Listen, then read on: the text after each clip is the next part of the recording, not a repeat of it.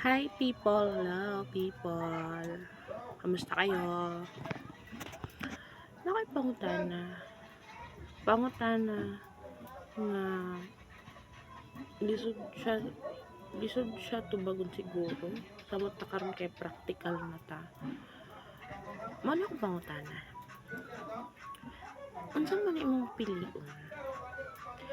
Katong tao nga kwartahan, mahatag imong gusto, ma-provide imong gusto, pero apoy gugma nimo. Hindi na siya provide sa imo, provide kay kwartahan good siya, pero wala gyud siya gugma nimo.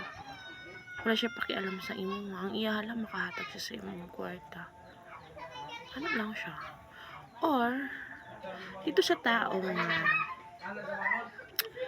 wala tuod siya kwarta, dili ingon nga mahatag niya tanan imong provide, pero grabe iyang paghigugma sa imo, ha?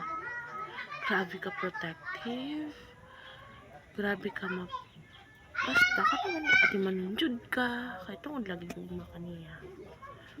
So, ahaman mo, comment lang ha, kay ako libog po ko, sure.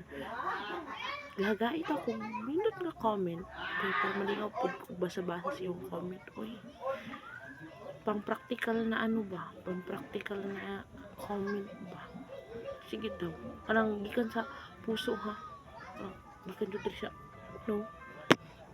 Comment jud nga the best para sa inyo nga walay duha-duha nga pagka-comment. Ahagid mo ato sa naay kwarta nga walay gugma. O dito sa walay kwarta, maghigugma ka. Yan lang. Bye!